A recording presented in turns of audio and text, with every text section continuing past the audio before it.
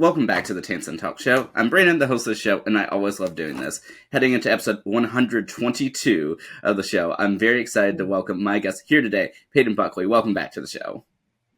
Thanks for having me, Brandon. It's always good to be back. Yeah, it's always great to have you back. And so, first of all, how are you doing today? I'm doing pretty all right. I will say the last few months have definitely been humbling, but a lot of fun. But today's Friday. Thank God for Friday. Thank God it's Friday. So, it's always good to be kind of up and at 'em and ready for the weekend on a Friday. I'll eat to that. I 100% understand that, and I'm glad that at the very least you're enjoying what we have of Friday thus far. Already skipping ahead a day for me. Yeah.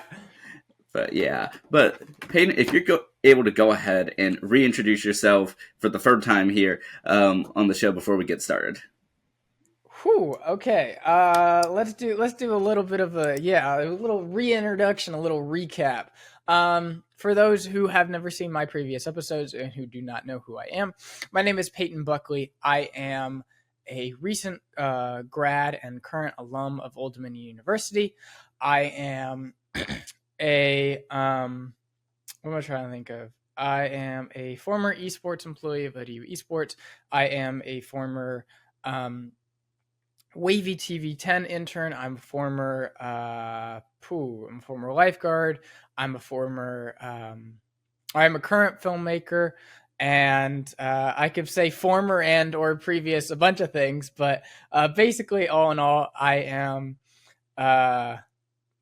I'm just me. That's kind of the only way to put it. I certainly love that. And first of all, massive congratulations on your graduation. Thank you. No, I appreciate that. Thank you very much.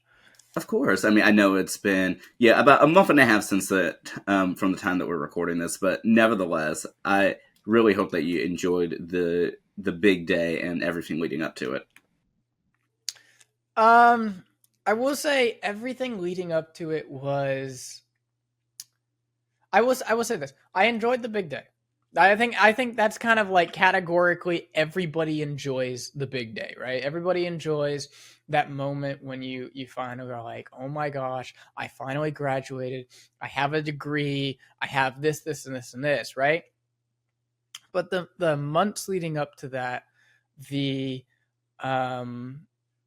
kind of the weeks leading up to that, there are moments where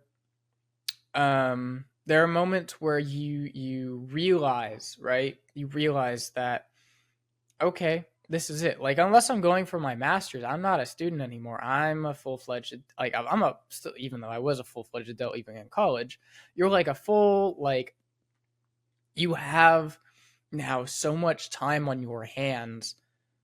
You kind of don't know what to do with it, right?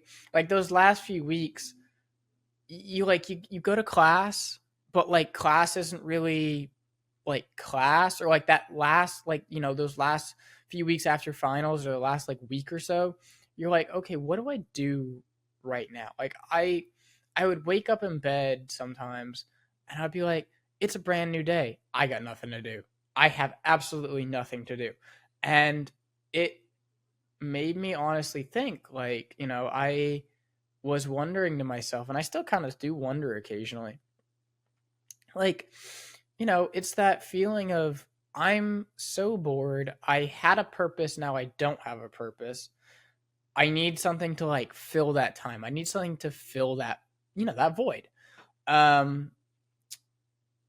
So yeah, it's definitely that one moment of like that graduation moment when you walk across that stage, or, they announce your name and then they announce that you can turn the tassel to the other side. And then after that, it's like, it's like that. There's nothing. There's nothing after it. Even though, I mean, of course there is stuff after it. You have to find that thing, that niche, that thing you want to do. And at least for what I think is for a lot of our generation, it's hard to find that. it's actually I don't think it's so much hard as it the current system that we have doesn't work with it works against the system. It doesn't work with the system. So it becomes very hard to kind of find that niche, to find that thing that we want to do. Uh, because nowadays, a lot of people pay what 40, $80,000 for a piece of paper that might get you a job, might not get you a job. Like it's kind of like, okay, great. This doesn't help me in my current situation. Yeah, I mean, I 100%, I mean, understand that. I know for myself when I graduated with my master's last year, I remember thinking, wow, this is it. I mean, and that I've been in school since the age of 2, and it's like at the time I was 21, it's like, wow, like, now what? What do I do? It's like, sure, I mean, summer is, was coming, it was there, but then it's like, it's not like a summer break. It's just, this is life until you can figure out whatever's next. And it's not really even up to you. No, it's not. That you're absolutely right. It's sometimes not even up to you. Um, a lot of the times it's up to other contributing people. It's up to other contributing factors. It's up to the hiring managers at companies whether they whether hire you or not. It's up to your parents if they want to keep having you live at home, or they want to decide to throw you out and be like, okay, here you're an adult now, like go live on your own. It depends on a lot of factors. Those are just two of probably many factors that contribute to what that is. But no, Brandon, you are absolutely right, where it's that feeling that I've been in school for so long that like school doesn't prepare you for that. Shall we call it, I don't want to call it like PTSD, but it's like a feeling after that fact, right? Where it's like, okay, what do I do now? I have no purpose. I need to find a purpose, because that's what we humans need, right? We need a purpose in life, and if we don't have one, then well, what's the point here? So, I absolutely do totally understand what you're saying. Yeah, and I think what adds to that feeling is that, at least from my experience and what I've observed, and of course research as a communication student, is that is that oftentimes like our community is with us, like for school and then college, like our friends and our teachers and our in our environments. Like for instance, I know that at least as of the last time that we're speaking, like you're very involved with the student radio station. Well, you're not a student anymore. Right. You don't have No. that place to hang out at anymore. Hmm. Yeah, no, you are very much so correct. It's funny after being a student and whatnot, and graduating. You kind of go back to these places. I recently, after graduating, I took a trip back to ODU, because I live close to it, so it was like, okay, I needed to go there for something anyways. And long story short, I tried to get into WODU, because I thought, oh, okay, I still have my student card. Mm-mm, nada, nothing. It didn't even let me in. So that was it. Kind of came to realize that the minute that I was no longer a student, the system threw me out. Right, the system totally threw me out, and I tried the same thing to kind of get into the esports arena, because I was like, okay, I kind of want to go see, and threw me out immediately. Like the door wouldn't even unlock it. So it made that realization happen a lot faster, that I'm not a student here. I don't belong here anymore. Um, and I will say it feels, at least I might be the only one that feels this, but it felt a little bit disheartening. It felt a little bit disheartening that, okay, I put so much time and energy into these organizations, And then the minute I'm not a student, they kind of throw me away. It's like, I have that one moment where I'm a student and now I'm not a student. And it it honestly, I wouldn't say it humbles you, but it definitely gives you a perspective. Um because even I went into my esports boss's office, right? I went into his office, and he kind of asked me, he was like, "What are you still doing here?" And I'm like, "I live around here. Like, that's what I'm doing here." He was like, "Okay, cool." Like, he initially treated me like I was an outsider. And I'm like, "Okay, great." Like, it felt weird. That's what I'm getting at. It felt weird, and it didn't feel like the good kind of weird. Because, I mean, again, what weird is good? Um, but yeah, it was definitely what I would call an interesting experience. It was also that experience that's like, okay, you don't need me here, you don't want me here, got it, cool. Yeah, it's that experience. So I don't think everybody has that experience, especially depending on the college, or the university, whatever you go to. But for me, it definitely felt like that for good solid 5 minutes. So yeah. Yeah, and I mean, I 100% know what you're saying. So I had a similar experience with that, and like in high school, and then sort of again in a different way for, for college. And before I even get into some of those examples, I did want to say too, to just speak about that, is I think one of the reasons as to why it's so weird is because like when you are a middle school or high school or university, that like oftentimes like we're here for the students, but then when you're no longer in that capacity, it's like, well, it's not so much like those connections just disappear per se, but it's like it's in a different way. And unfortunately, it's like even speaking for myself, it's like I don't know, it's jarring when it first happens, especially because like for you, I mean, you're just weeks removed, and you're still in that same area. Nothing's really per se changed with that regard. You're just not going to classes. I mean, this is like a summer for you, but then, Mm-hmm. you go in like your normal routine, just walk around, and that it's not there for you anymore. And I think that, I don't know, it's so interesting. And then going to my experience. So in high school, I was a part of this group, this early college program that basically you can finish like in December of your senior year, you can practically finish high school and then you go off to community college for a semester. But you're still registered as a student at the school. You're Right. just, but you're not taking any classes at the school. Like you're there, you graduate with your class, or you're supposed to be. That was 2020. But that being said, I'd walked into school and they're like, "Oh, we'll get your visitor's badge." It's like I'm still a student. Like it's like yeah, but like but also you're Right. not here for that. It's like I'm going for my student organization that I'm still registered for. But I mean, yes, I understand that I have a point, but then they also have a point of that. Yeah, I'm not there regularly anymore. I'm not. That's not my role anymore, and that's so.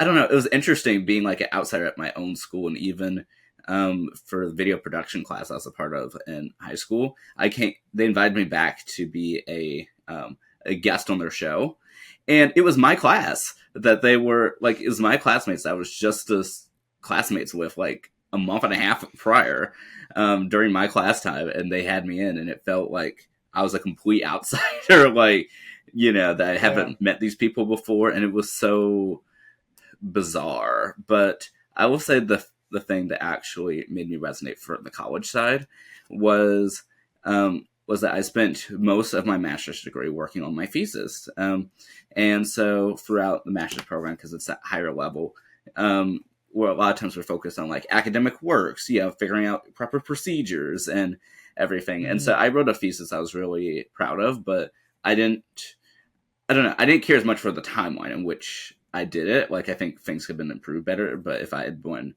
a little bit more knowledgeable as to the process. All that to Right. say, though, is I had ran into one of my old professors who'd encouraged me to write this one paper. I was just like, after thinking about it, now that I'm done and I have some more free time, like, it's like I would love to just write a paper on that. And it's like, oh yeah, go for it. And it's like, but I mean, you're not a student, so you don't have as easy of a way to get something like published, for instance.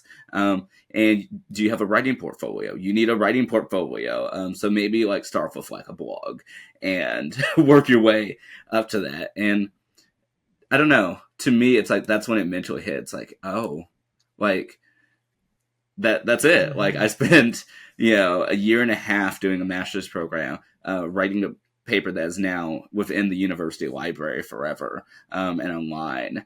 And it's like, wow, that's published. That's great. But to make it to that level again, it's like, oh, I need to work back up to it or re-enroll in a degree. So Yeah, yeah, no, I think, depends on it depends some degrees. I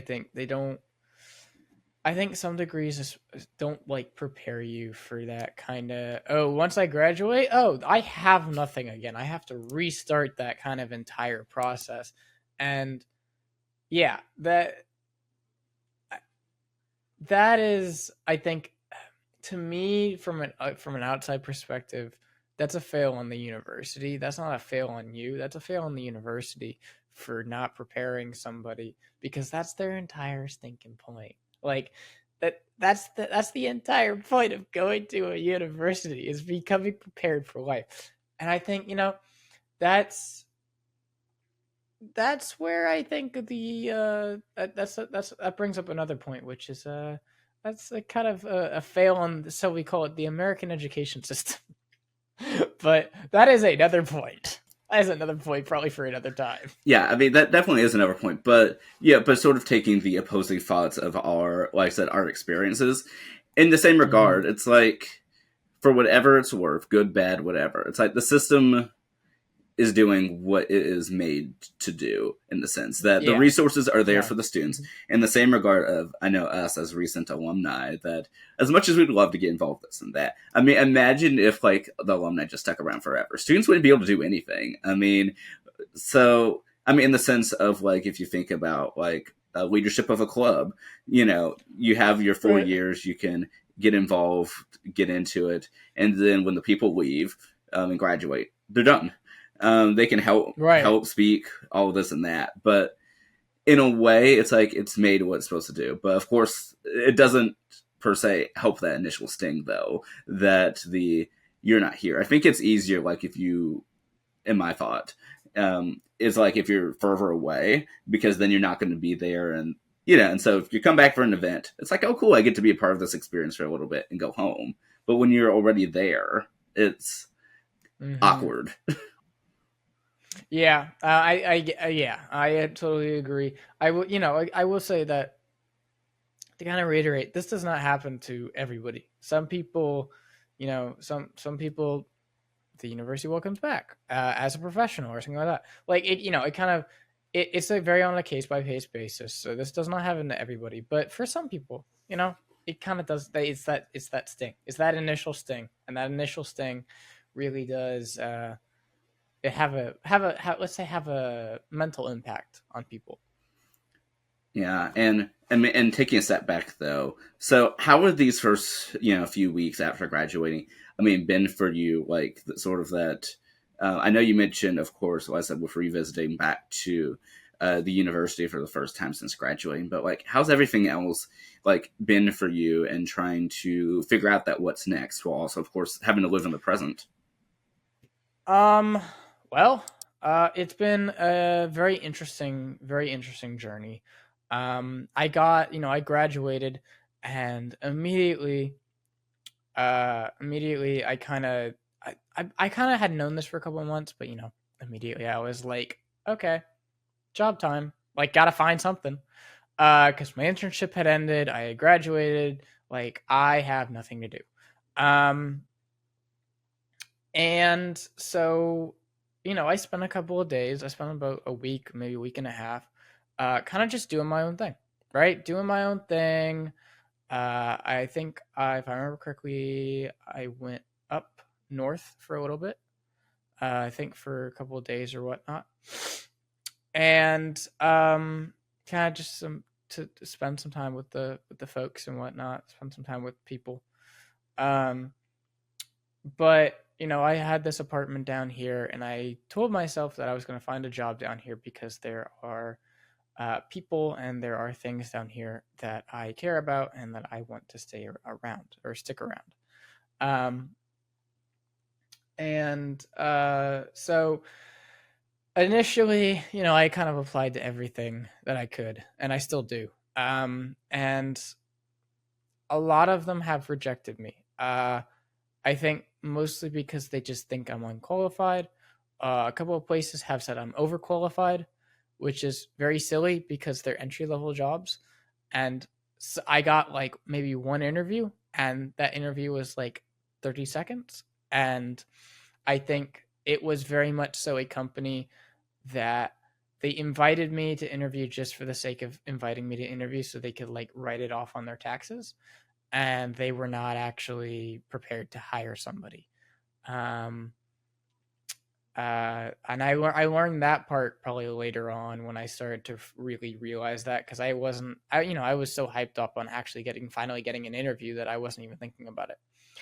But somebody definitely kind of clued me in on that, and I realized that, and I was like, well, shoot. Um, so definitely for the past month or so, it's been very. I will say it's been very slow. Life has kind of taken this. I need to do something, right? I was kind of going back on that. I need to do something with my time. So I decided to get back into some things that I haven't done in a while. In one of the previous episodes that I've been on, I briefly talked about how during the pandemic I got into streaming. I got into video making. That's how I got into film, because it was fun. I found it fun. I found it entertaining. I found it as something I want to do with my life. So after college, I decided to hit up one of my streaming friends and say, "Hey, I want to get back in the game. I want to get back in the streaming game."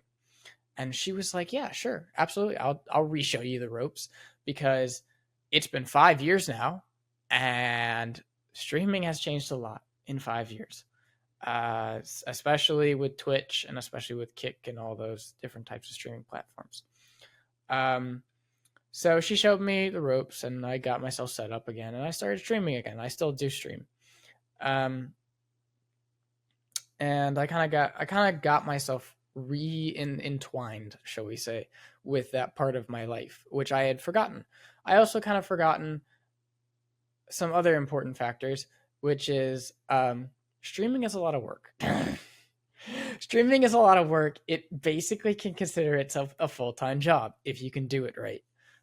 So I wanted to start out as a full-time streamer again. I kind of stopped myself. I was like, maybe I shouldn't. So I'm kind of more on like I stream when I want to, um, and kind of to quote a little bit, the descriptor of my channel is, "This man is a maverick. He streams when he wants. He plays what he wants. He communicates what he wants, and he says what he wants." Um, and that is very much so what I would call a maverick lifestyle, or a maverick person, individuality. Um, so it's very kind of, I kind of do, as I said, I kind of a maverick, so I do what I want, I stream what I want, and on top of that, I have other things that I attend to. Um, I have a beautiful girlfriend that I love spending time with. And I spend time with her family, and I spend time with my family when I can, when I'm back up north. Recently, with all like shall we say, the job chaos and things like that, my girlfriend and I, we took a trip to Charlottesville. She was working on a short film, and so she did that. I kind of considered myself on vacation for a little bit. So, I kind of explored around, did a little bit of, shall we call it, sightseeing. Um, And on top of that, I've kept myself busy with other things. I'm kind of going back on my girlfriend's being in a short film as an actor. She's also directing a short film this summer, so I'm one of her producers on that. So I've been trying to kind of help her with that, and kind of keep myself busy with other things. But the most important thing that I'm trying to do right now is find that job, find that kind of niche, that thing that I want to do. Um, so yeah, that's kind of what life's been like ever since graduation. Well, I'm glad that at least that you are occupying your time. You're keeping yourself busy, even if it's not per se, of course, what you would, want to do, or maybe as extravagant, like having that full time job. At least that you're still Right. doing something. Because I know, I mean, having done this podcast for even as long as I have, with so many people who, had just recently graduated, and that time just, I don't know, it's always sounded so disheartening. And I remember I had emphasized that, like, okay, I am not going straight into this whole job search thing. So I want to spend time for myself before diving into that. That was a decision I made last year. And in part, I'm glad that I did it because, I now knowing, like, in that job search time, is definitely stressful, and that days feel both long and short. No, I absolutely agree that some days will feel like the longest day you've ever had, and then some days will go by so short. Um, and I agree with that. I think personally for me, I think I'm a little bit different than most people. Most people,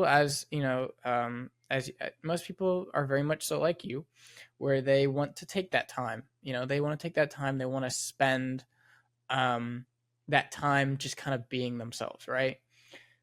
Me, on the other hand, and I told my parents this. I said, I'll take the month of May. I'll take about maybe 2 weeks to myself, kind of just do what I want to do. Just so, what is that? Watch movies, play video games. Yeah, sounds about right. um, but after that, I want to get going. I don't want to take the whole summer because for the most part of my, shall we call it, adult life, and for the most part of just kind of my high school life as well, every summer I was working. I did not have a summer where I was not working. Um, was it working in some capacity? Yeah. Was it a full time job? No. Was it just a summer job? Absolutely. But the point I'm trying to get at is I've always been the one that's working. I'm never not working. And even if I'm saying, oh yeah, I'm playing video games, most of the video games that I play, I consider work. So, because I'm probably streaming most likely, meaning I'm working nonstop. And that's just kind of because I don't, I like when I have the chance to relax, you know? My girlfriend said something the other day where it was, you know, she liked when she came home and got something for dinner and just, I'm gonna try to think, just watched anime with me, right? And in that moment, I kind of realized I was like, that is exactly what I think of when I get home, right? I want to be home with her, and I want to sit down, get something to dinner, and or watch anime, and then maybe play a little bit of video games, and then just spend time with her. That's kind of the life, right? That's kind of the life I think most people will want in their own kind of respective dwelling or house or whatever you get. Um, so I like to work, shall we say, work with the quotations during the day, and then when I come home, I want to do that. So I kind of find that life balance. Um, was it always, wanting to get home, have something to eat, and then watch anime? No, mostly when I was in high school, when I got home from work, I wanted to be left alone with my video games for 5, 6, 7 hours because I didn't want to, I didn't want to dwell myself in the human interaction because I had just been dealing with that for I don't know, 10 hours or whatever, 5 hours or whatever. So you don't, you want that break. But I think the more I've grown, the more experience that I've gotten, I realized that after work, you want to spend those interactions. You want to have those interactions. Now, would you want the break to just kind of be yourself and kind of just unwind on your bed? Yes, absolutely. I could not argue with that. Um, but it kind of changes as you grow older and your priorities change. And yeah.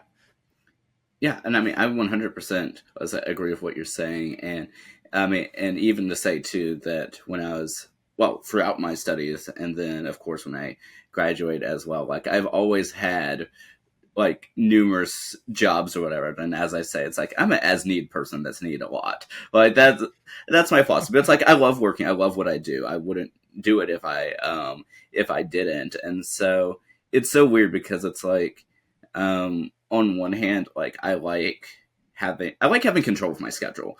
I think that's the thing. Right.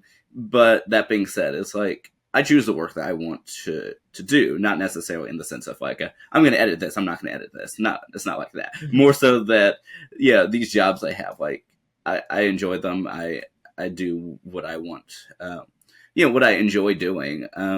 And sometimes they take a lot of my schedule. Sometimes they take almost none.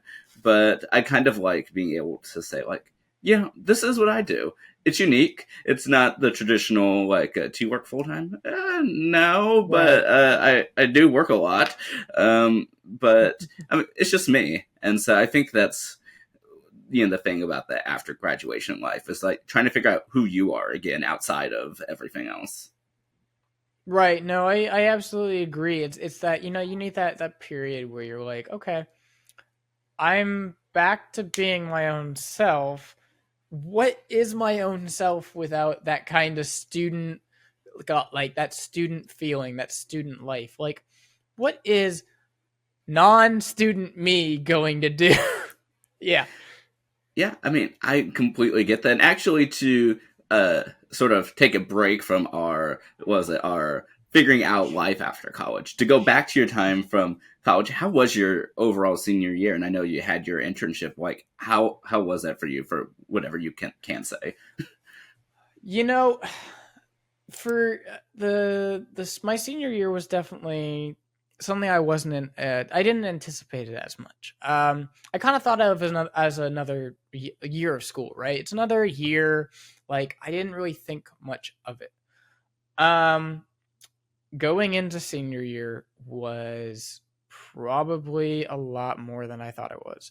Um, I I'll kind of stretch or I'll kind of back up a little bit and I'll say the first time that I realized that I was a senior and I realized that like it clicked in my brain, right? I walked into the esports arena kind of on the day that we had our first stream, and it was funny. I was waiting for the people that I previously worked with. I was waiting for HG. I was waiting for Sam to show up. I was waiting for a couple of the other people to show up. None of them showed up.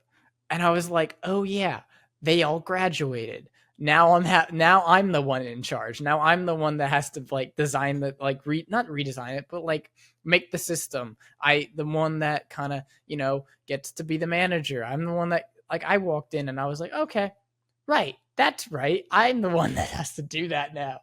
Great. So that was a bit of a realization. On top of that, every time a new class would start, so on both semesters, they would ask, "Oh, who is a senior?"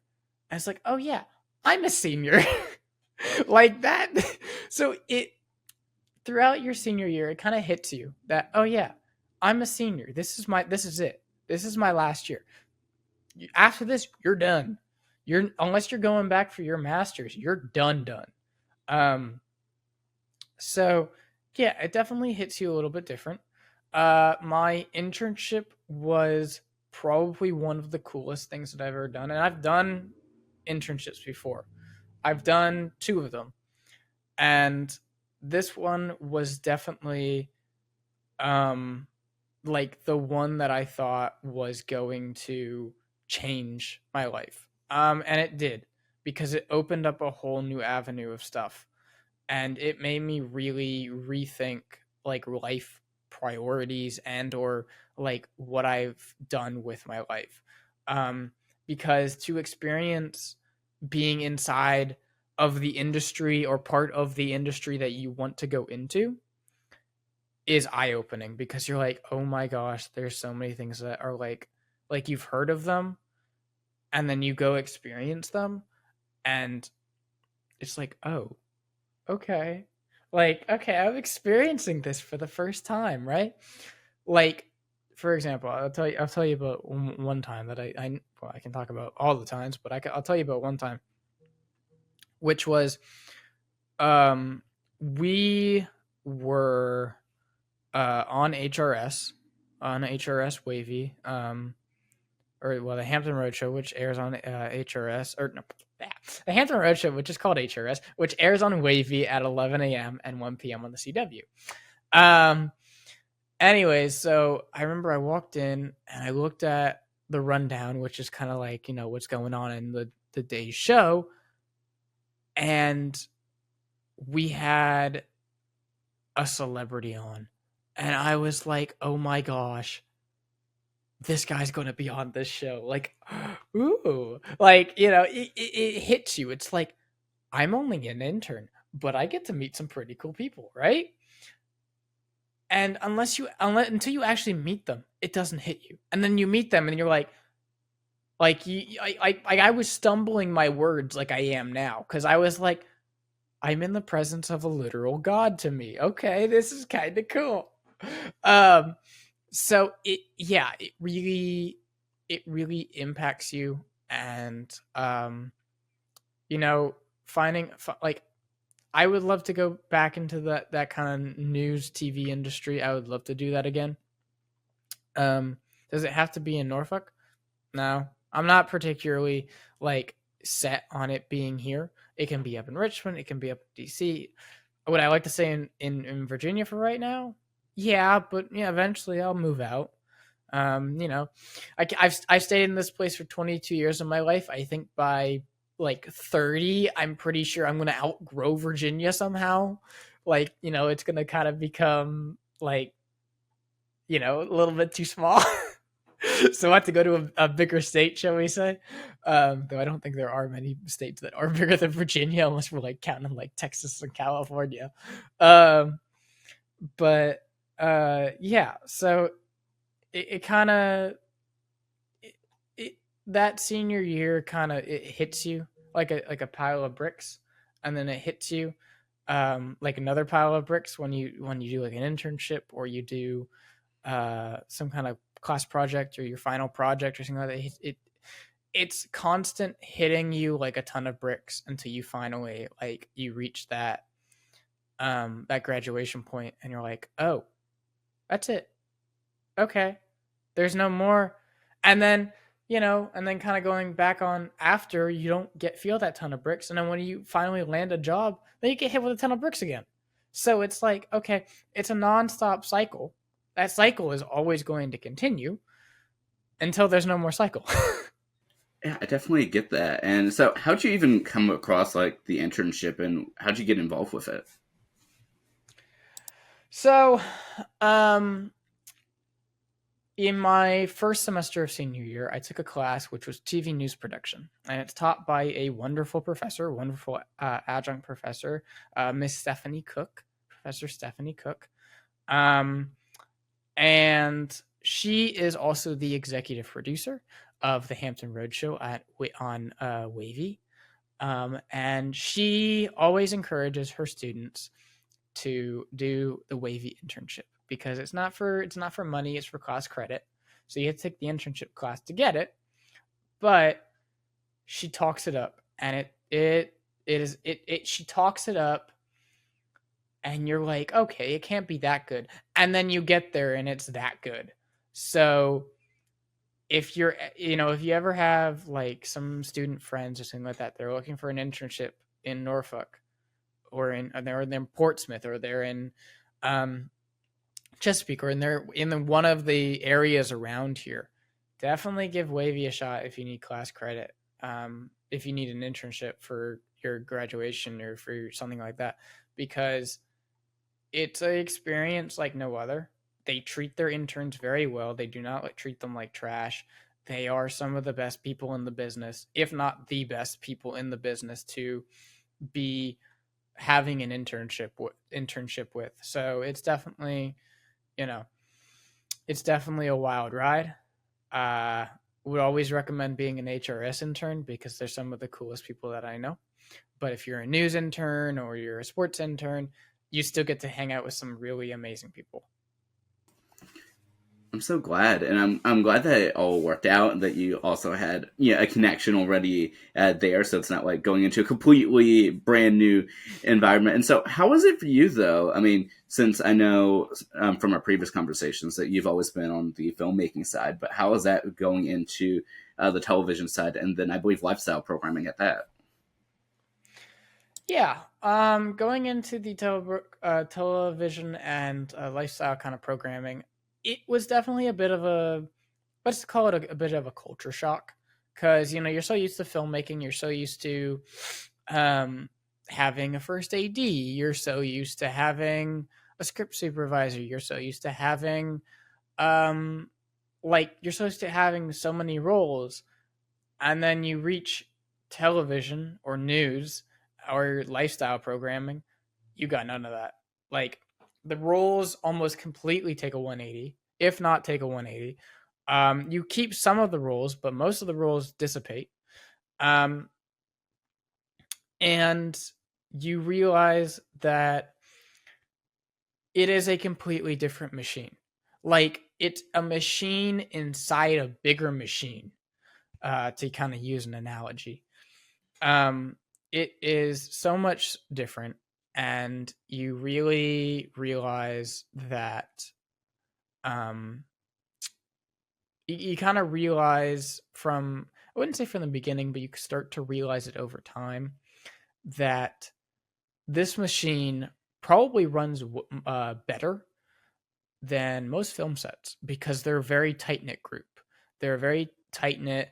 They're very kind of goal oriented, which most film sets, most film companies are, except for the fact that these people get this done on a daily, while film and sometimes even TV productions take months, maybe.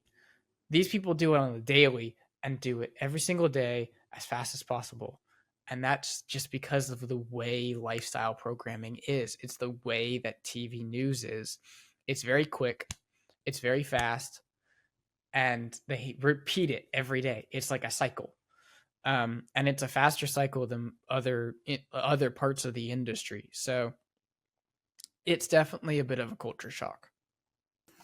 Yeah, I mean, because when I think about like video production overall, I mean, just for the broad range, there are very few things that are able, like productions that are able to occur where it's flawless, regular, and Right. consistent. I mean, the main three that I would even think of are, like I said, news, lifestyle, and then soap operas. Those are the only three that I can think of offhand that, I mean, truly have that consistency. You have to keep going, but then for news and lifestyle, it's different because you're not really going for the editing. You're going for, like, you have to get this done, get it done right. You have the guests for this time and this time only, and make it work. Right.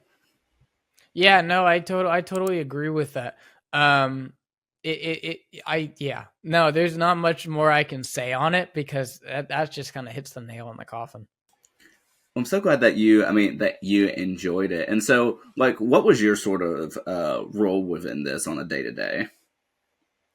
So, my role on the day to day, as I said, I was a Hampton Roadshow intern. So, on a day to day basis, you kind of go in, you look at the rundown, um, you get the studio set up, you get the mics ready, you mic up guests, you bring them all in once the show starts, you get guests in and out of interviews, and then when all said is done, if you have a kitchen segment, you clean up the kitchen. If you don't have a kitchen segment, then you clean up the studio. once you clean up the studio, you go back to your desk. You maybe cut some videos from the show. You post about those videos on the website, on Wavy's website, and then you look at the next day's rundown and do it all over again. You kind of help fill out the rundown, and that's the HRS intern. Like that's their day. Um, and yeah, and then the process continues. Well, I'm so glad that you were able to have that experience. And I guess to sort of ask the sort of opposite type of question, I mean, now having asked you about your internship, how was it when you were finished with your internship, not having that same day to day anymore? Well, I'll say this, and I'll say it in a very sarcastic way. It was nice not waking up at 7 in the morning. It was nice not waking up at 7 in the morning. I'm gonna be honest. When I first got there, I met some of the most incredible people, and they're up at like 3 in the morning. They're up at 3 in the morning and doing news until like when I got there, and they're doing news until like 9 a.m. And then lifestyle takes place at 9:30. And I'm over here being like, you guys do this on the daily, not like, Monday through Friday, every single week. How are you not going to drive yourselves into early graves? I swear I did not know how they did it. Most of them responded with, it takes a lot of caffeine and a lot of grit. So I can't argue with that. But not having the internship, once it was done, I kind of pushed it to the limit. I pushed it to the day before I graduated.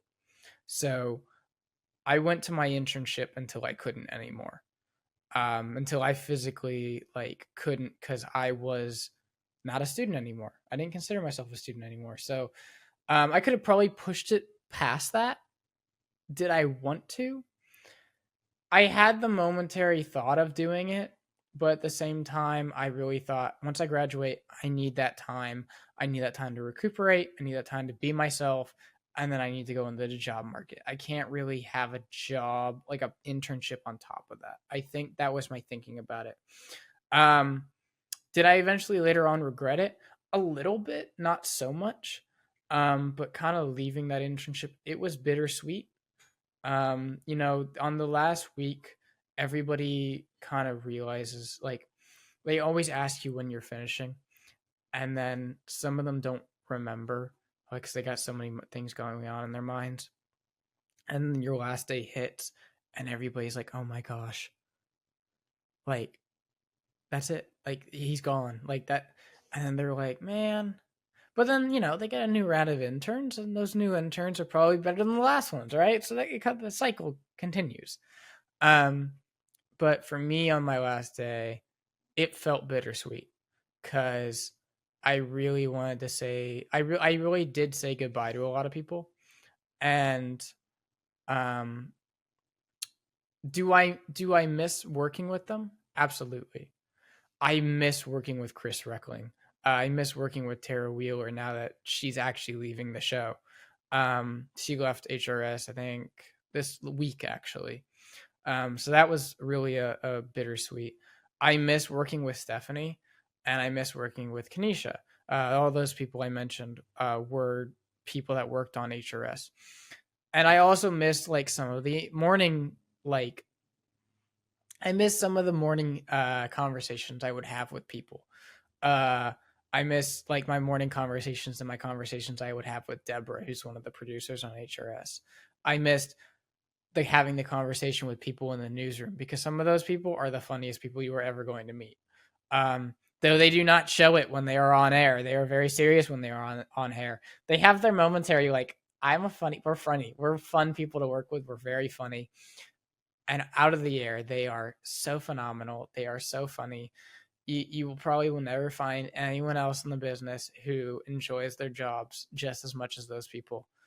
And some of them are so energized and so animated, and it's like, oh my gosh, I feel at home here. I feel at home when I didn't feel it. When I felt at home when I felt like I wasn't in the right spot, right? When I first got there, I was a film major who didn't feel like he was a film major anymore. Like I felt like I was someone else.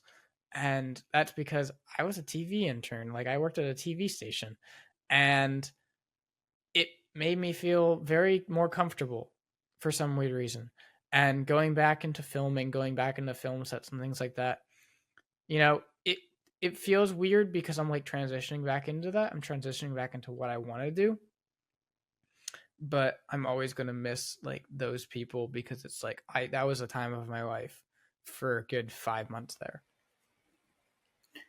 I mean, like I said, I'm so glad that you had that experience and that you were able to, I mean, really immerse yourself within that, that world. And yeah, I mean, I know that even for, like I said, my limited experience with, video production, I mean, over the past several years on the PEG side of things, that like I love what I do. And I remember in 2022, I had gotten a summer internship that was full time.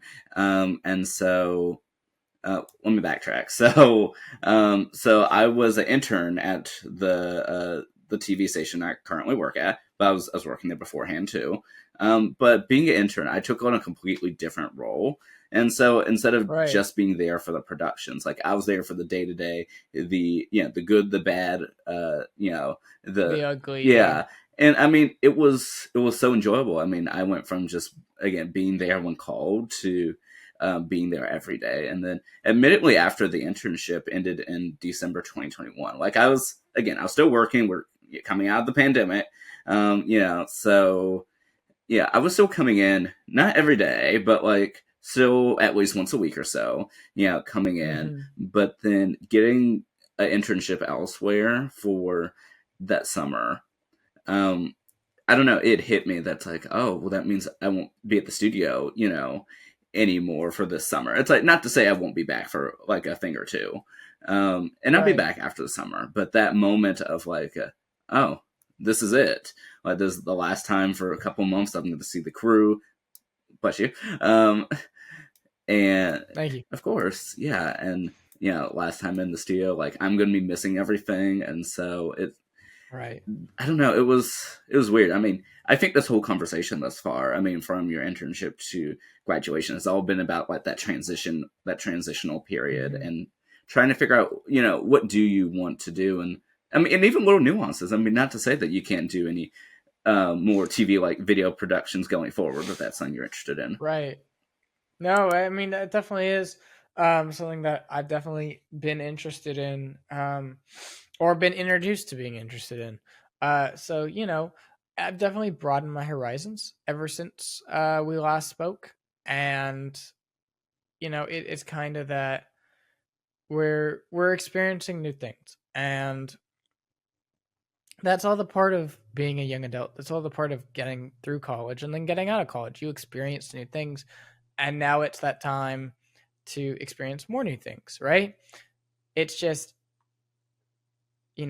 without the fear of being a student, right? You can experience as many things as you want now without that, hey, I have to write an essay, or hey, I have to go do this, or hey, I have to go do this. Now I can experience whatever the heck I want, and I got all the time to do it. So it really depends.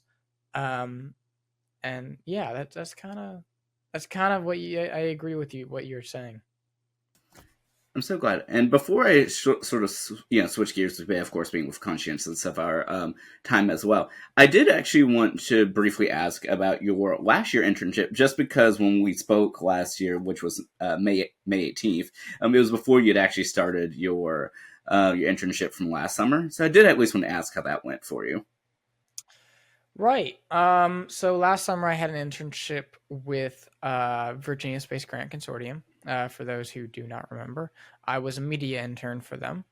Um, and it was definitely a different experience. This I had an internship with Wavy, and then before that I had an internship with them. Um, their thing was very much so more video and more photography, and though I did do like a little bit of website design, a little bit of graphic designing too. Um, it was definitely a bit more, shall we say, different. than my other job postings and my other internships and things like that. Um, it was I definitely say it was a little bit yeah, that's kind of the word that's kind of what I'm going for. It was a little bit more different.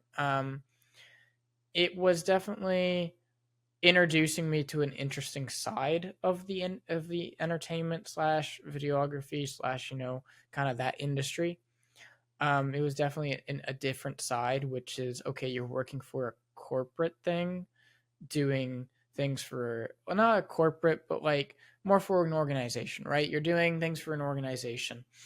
And so it really made you, really makes you think. Uh, I did videography for all three of Virginia Space Grant Consortium's like summer camps or summer academies, excuse me. They like calling them summer academies instead of summer camps. I did videography for all of them. I did videography for a couple other events. I did photography. I did a little bit of website design when I first got there because their summer academies hadn't started. So I started earlier than the other interns. And so I did a lot of website design, I did a lot of graphic design for them. I did a couple of advertisements for them, which was kind of cool, which was neat. So it really kind of depends. And it was also a good learning experience because I learned a lot about cameras. Actually, I learned a lot about cameras um, from their media specialist who was in charge of the media interns.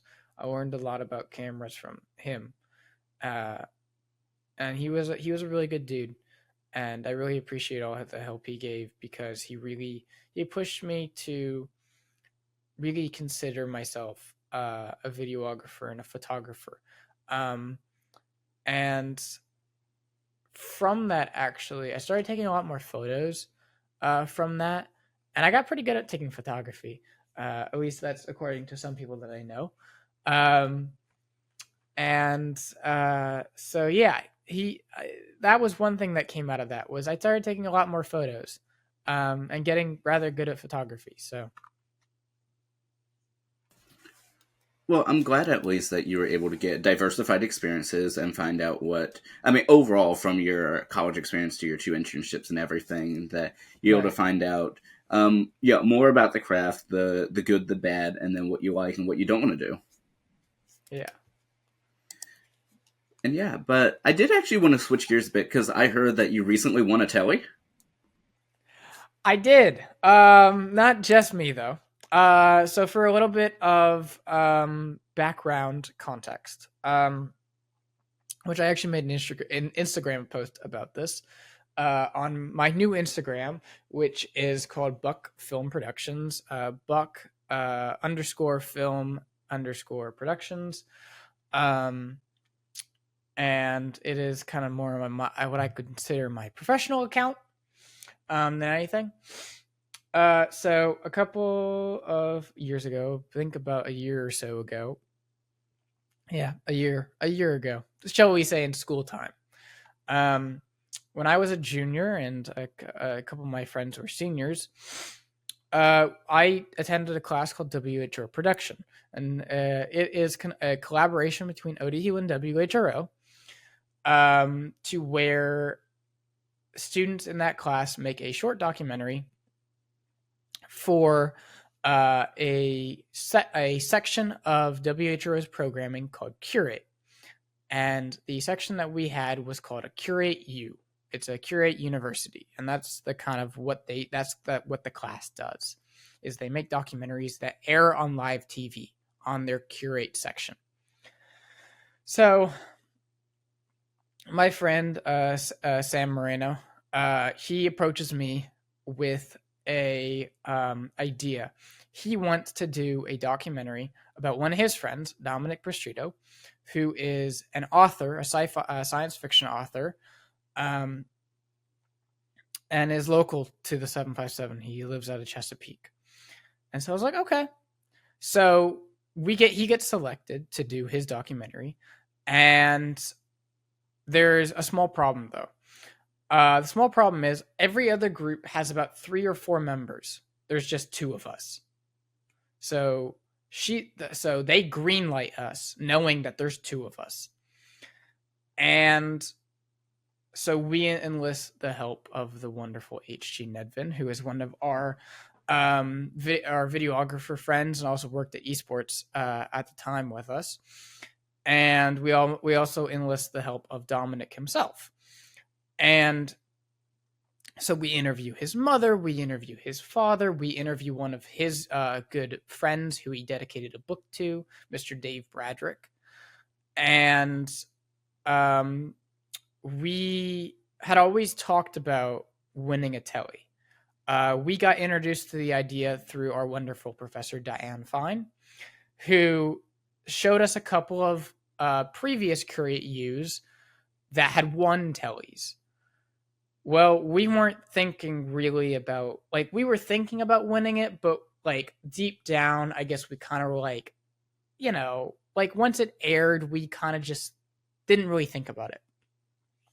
Well, WHO thought differently and decided to enter into the Telly Awards to see if it would win an award. They entered a bunch of things, but that was the one that they picked for student. They picked ours out of everybody else's. There were about 5 or 6 of them.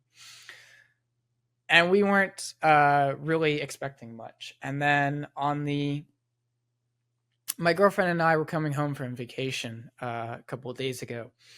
And I look at my text messages and, you know, on the screen of our car, and Sam texted us and he's like, guys, and I'm like, I immediately open it. She's like driving, and so she's like, oh great, here we go. Like, what now? And I look at it and I'm like, I look at her and I'm like, we want a telly. And she's like, really? And I'm like, yeah, we want a telly. Like, I was trying to emphasize because her name is also on it. Her my girlfriend's name is also on it. And it was like when we first thought about winning a telly, Sam and I got really excited about it. We never thought it'd become a reality because after it aired on air, we kind of talked about it. Nothing really. We didn't give it another thought after that. So when we got the email and I read his text and things like that, I literally for 2 seconds had butterflies because I was like, oh my gosh, we just won an award for a documentary that we made. And it kind of makes me rethink. I was like, okay, maybe, because it really made me think for a second. I was like, because though I have a degree in film and things like that, I really didn't think I was going to win anything out of the films I made, out of the documentaries I made. But to win this really kind of provides that energy, right? It kind of thrusts that energy back into you. It's like a soul being pressed back into its body, that you want to get these. You want to win these awards, right? You want to experience. You want to push yourself to be that great, to be that excellent. Because that's one of the whole reasons that people make these things.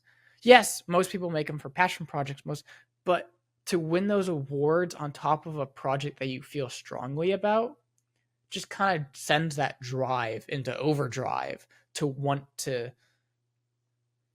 make more of those films. So yeah, we won a telly. We were the gold winner in the student section for I think it's just general students or whatever. I guess general student section or whatever. I didn't really read the whole description.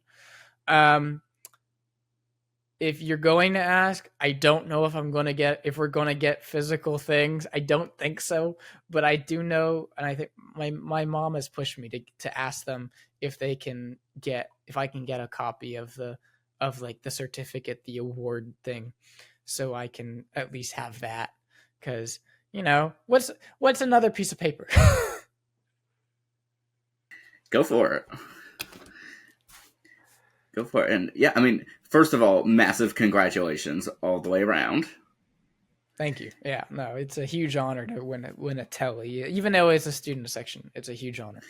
Absolutely. I mean, and so clearly in your introduction, when you were mentioning all your, all the former things that you did and all the graduate, I mean, you should have mentioned yourself as an award-winning filmmaker. I see. I don't. Okay, though that is true. I am technically now, I think, an award-winning filmmaker, as is Sam, as is HG.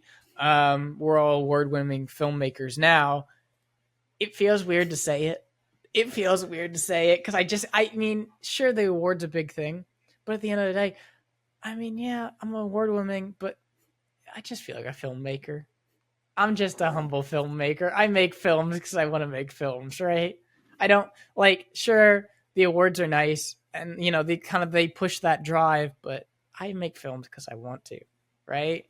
I think I think I think quality that I like to have is I like to be humble enough to know that I'm yeah sure an award's an award, and I have a lot of awards for different things, but at the end of the day, I'm just that guy, right? I mean, I like to kind of go back on an earlier conversation. Um, I mentioned in 2020 I got my Eagle Scout. Though I consider myself an Eagle Scout and I do flaunt it a little bit to other people. At the end of the day, I just consider myself a dude. I consider myself a scout, right? Because that's all I am. I'm a scout with an award that says I'm an Eagle Scout. Okay, that used to bring in a lot of prestige and things like that. Nowadays, not so much. And so, yeah, at the end of the day, I'm a filmmaker. Sure, I'm an award winning filmmaker, but to me, really, I'm just a filmmaker. I love that. I mean, I love the sentiment behind that, and I mean, and I would say that even within our conversations, that I'm so amazed by. I mean, how you've been able to progress yourself and to, I mean, and to keep on be you first and foremost, from your esports to the radio show that you had, to your two internships, and now your Telly Award. I'm so looking forward to really what's next for you. Thank you. No, I very much so appreciate that. I'm looking forward to what's next because uh as I think I heard a wise man or a wise woman once say, the future is just the future is just a map to what's beyond the future. So I love that. Yeah, I mean, it.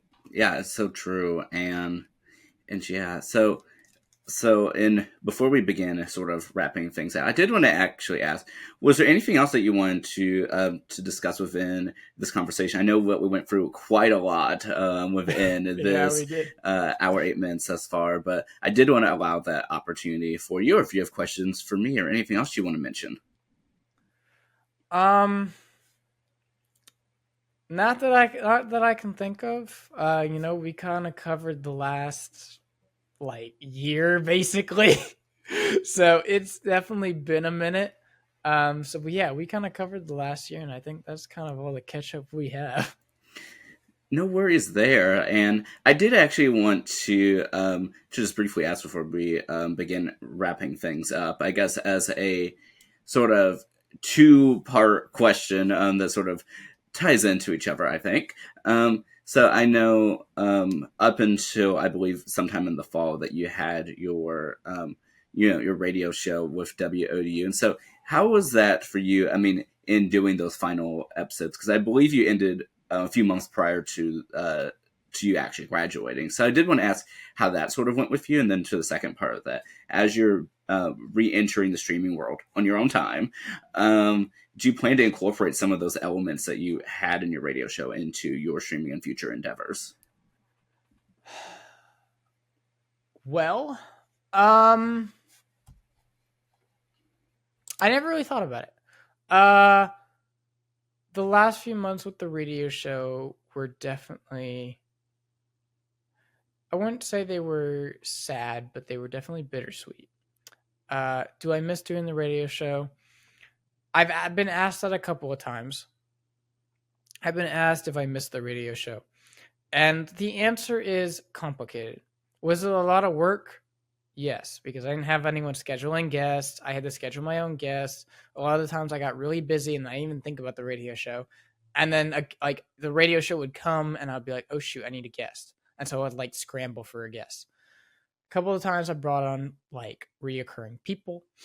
There were a couple of times where I actually did schedule guests and they were great guests to have. And so the last few episodes were definitely a lot more fun because I actually had scheduled those guests. So do I miss the radio show? Do I miss the work out of it? No. Do I miss the talking to people? Do I miss asking the hard questions? Absolutely. I feel like the radio show to me was my own form of journalism, if that makes any sense. Because journalism is very much so, you go, you report, you write an article, you do news. That's journalism, right? The people at Wavy, they do journalism. What I did, I felt was my own form of journalism. I asked questions that I think people wanted to know the answer to. And if I had kept going, my goal was eventually to get department heads for ODU on, to get the president, Brian Hemphill himself, to get on, and to ask him tough questions, to ask him questions that everybody actually wants to know. Because I feel like that's a lot of where like journalism is bad, right? I've seen and I think this is now more prominent than ever. People ask dumb questions. People ask very dumb questions. And it's bad because that's not the questions that people want answered. That's the people that you're just throwing an easy ball to somebody, right? And so that was the whole point to me of that show. I would ask the easy ball questions. I always started the show, and for people who listen to the show, I think they would realize I always started with the stupidest, easiest question, which was not really easy at all. What's better, Marvel or DC? I asked what I started the show with that stupid question. And most people would provide an answer because it's a softball question. It's a question that gets you in the mood to talk to me. By the end of that show, by the end of any show, I would stop and I would ask a question. I would try and ask questions that I think people wanted answered. And for the most part, some of the episodes that I had, I have recorded and I have them on a hard drive. And they're some of the best episodes and they're some of the best journalism to me that I've ever done.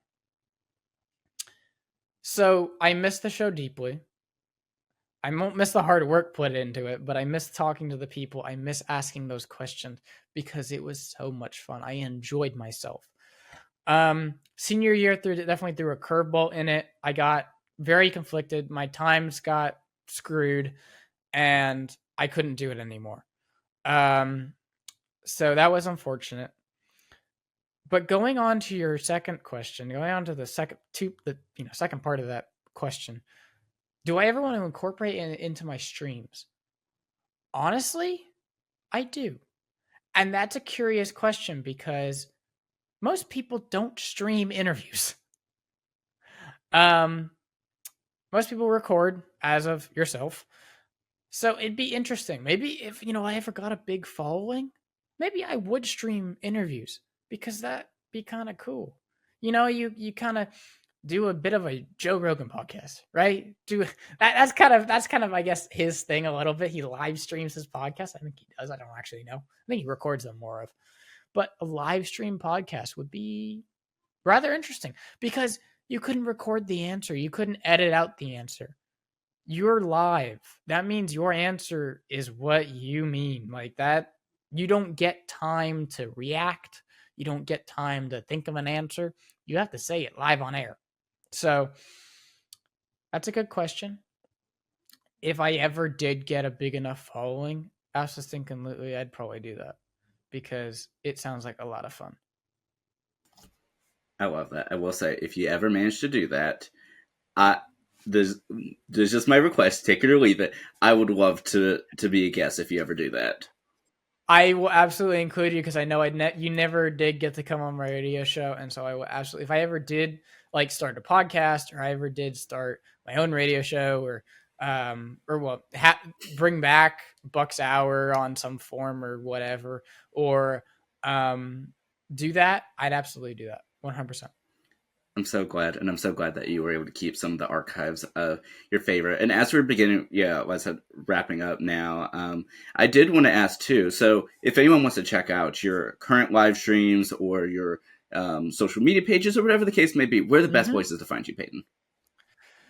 So the best ways to find me are Instagram at Buck underscore film underscore productions. If I can actually pull that up so I can make sure that's right, because I think last time, yes, that is right.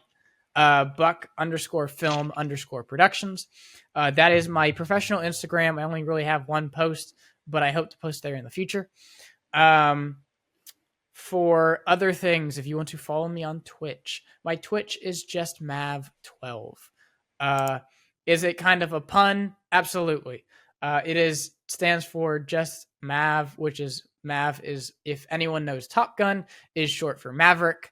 Because my entire being online and gaming is I'm a Maverick on gamings. I'm a Maverick on Twitch. So I don't exactly confine to the rules that well. So that's kind of my entire thing. So if you wish to follow me on Twitch, I would gladly appreciate it. I would gladly enjoy talking to anyone during streams because really it is so much fun talking during streams. It makes me feel like I'm on the radio show again. If you want to follow me on my more private stuff, I also have P underscore Buck TV is my Instagram. And if you want to follow my wonderful girlfriend H.G. Nedvin's short film and her kind of, so we say, her short film this summer, that is Nedvin Studios. I think there's an underscore. I might be wrong. No, there's no underscore. Okay, she just told me no. So Nedvin, Nedvin, and then Studios, Studios. I think that's how you spell studios. I'm pretty sure I've never spelled it before. But those are the places to follow and see what's up with me and what's up with everybody around me and things like that.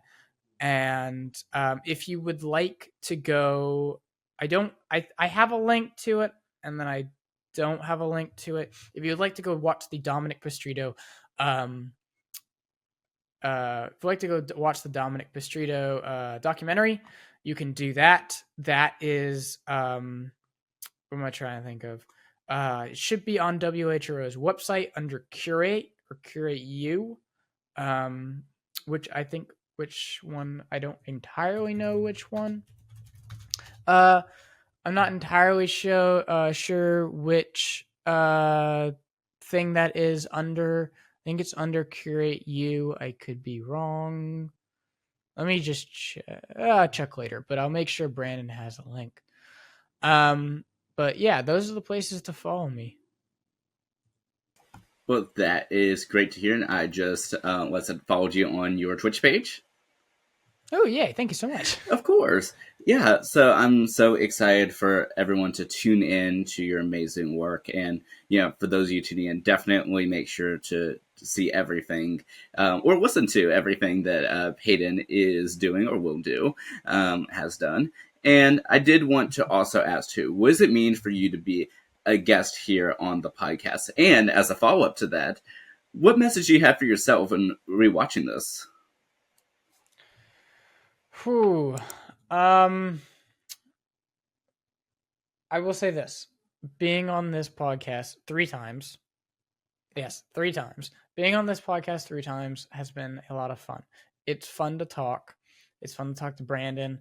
It's fun to kind of speak my mind and not have to have a filter, right? You don't have to have a filter when you're speaking on Brandon's podcast, and it's probably one of the greatest things ever.